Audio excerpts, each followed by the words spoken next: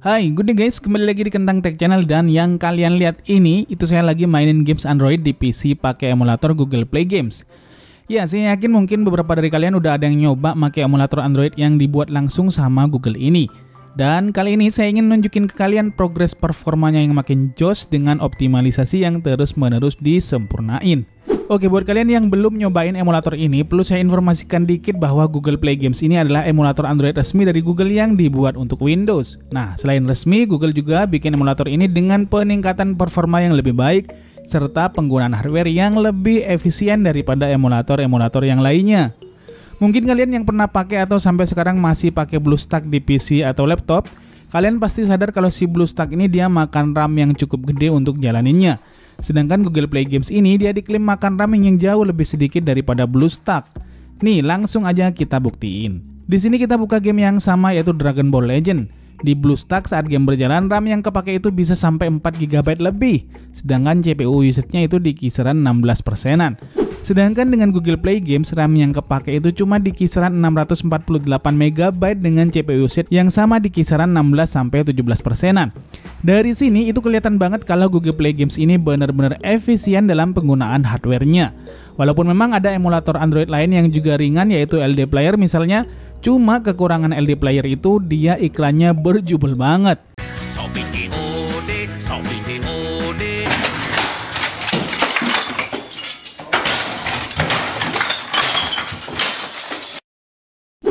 Di website resminya kita bisa lihat informasi spesifikasi yang dibutuhin. Google Play Games minta spesifikasi minimal adalah dengan menggunakan OS Windows 10, SSD kalau bisa pakai SSD ya yang 10 GB available space, kemudian grafik Intelnya itu cuma pakai UHD grafik 630 udah bisa. Kemudian prosesornya dia pakai yang CPU pakai 4 core prosesor. Kemudian memori RAM-nya 8 GB minimal. Lebih besar pasti lebih baik. Dari spesifikasinya ini kelihatan memang kalau sebenarnya Google Play Games itu nggak butuh spesifikasi kelas atas untuk bisa jalanin emulator yang satu ini. Sedangkan untuk fitur-fiturnya sendiri, Google Play Games hanya bisa dipakai untuk menjalankan games Android saja untuk saat ini. Artinya emulator ini belum bisa dipakai untuk jalanin aplikasi berbasis Android. Namun memang kedepannya Google akan mengembangkan aplikasi ini agar bisa menjalankan nggak cuma game tapi aplikasi-aplikasi juga. Untuk cara installnya sendiri, kita tinggal klik aja tombol download beta seperti ini. Jadi ini masih versi betanya ya, dan terus akan disempurnakan sampai sekarang. Bila udah di-download, kita bisa langsung buka dan install aja aplikasinya. Nah, di versi beta ini kita masih belum bisa merubah source atau driver storage tempat kita akan install Google Play-nya. Jadi cuma ada pilihan untuk install di drive C program file aja.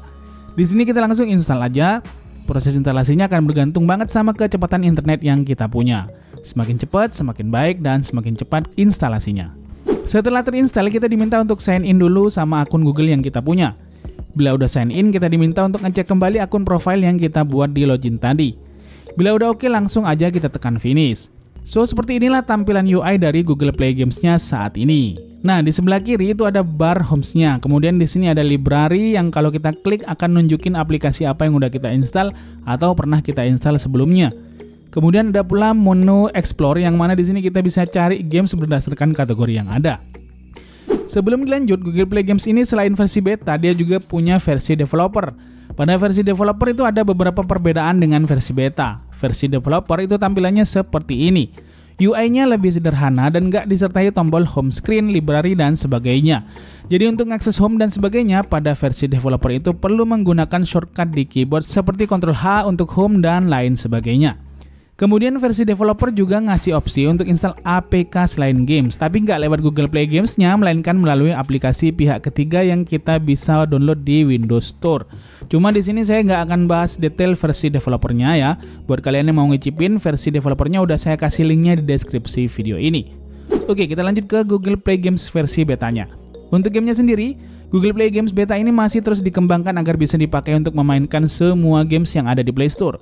Walaupun demikian, saat ini udah banyak banget game yang playable di Google Play Games ini.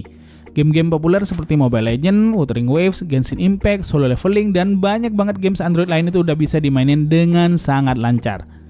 Pada menu Explore-nya kita bisa cari games berdasarkan nama yang kita cari, atau kita bisa juga sesuaikan dengan genre-nya. Ada action adventure, arcade, racing, sport, RPG, dan lain sebagainya. Atau kita bisa juga urutkan sesuai rate bintangnya. Ada pula opsi di mana kita bisa show games-games yang udah dioptimalisasi oleh developernya untuk dijalankan di PC. Nah, untuk install gamesnya juga gampang banget. Kita tinggal cari aja games yang mau kita install, kemudian klik install, maka nanti gamesnya akan otomatis terinstall. Hal tambahan yang cukup menarik, Google Play Games ini punya opsi setting di pojok kanan bawah Windows. Di sini ada menu maksimum FPS. Menu ini kita bisa rubah-rubah asal PC yang kita pakai support dan mampu.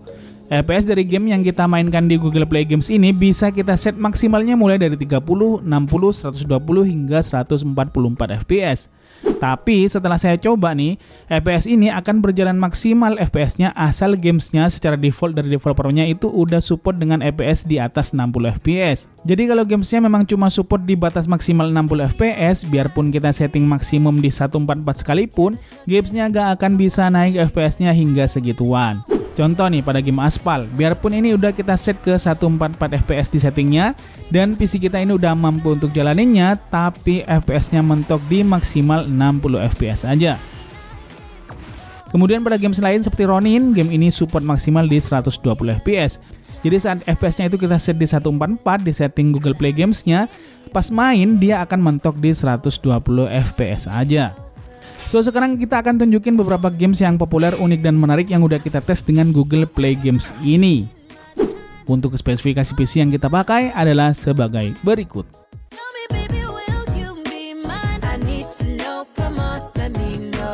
Dan inilah dia hasil tes gamesnya.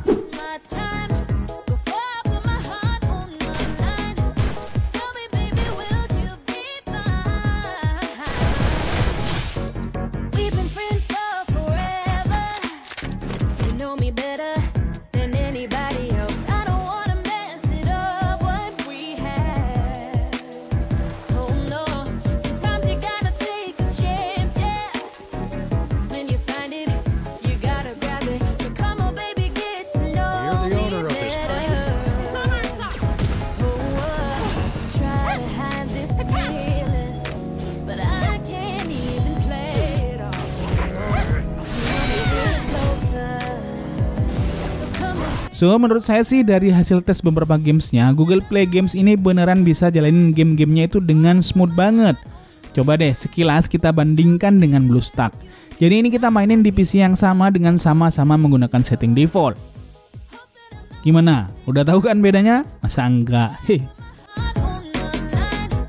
So, Google Play Games ini walaupun masih belum sempurna, tapi secara performa gaming udah cuakep banget. Di sisi lain, performa serta grafiknya yang smooth gak lantas bikin emulator ini makan resource RAM dan CPU yang gede. Kita udah buktikan gimana emulator veteran sekelas BlueStack itu kebantai banget dari segi penggunaan RAM serta tampilan grafisnya. Walaupun begitu, kekurangannya masih nggak semua game Android bisa dimainin di Google Play Games. Kemudian emulator ini masih belum bisa dipakai untuk install aplikasi lain yang non-games, kecuali di versi developernya. So, gimana nih pendapat kalian tentang emulator Android resmi dari Google ini? Udah ada yang nyobain? Coba ceritain gimana pengalaman kalian di kolom komentar. Sekian video kita kali ini, semoga bermanfaat dan kalian suka. Terima kasih udah nontonin video ini sampai habis. See you in the next video. Adios dan jangan lupa semangat setiap hari.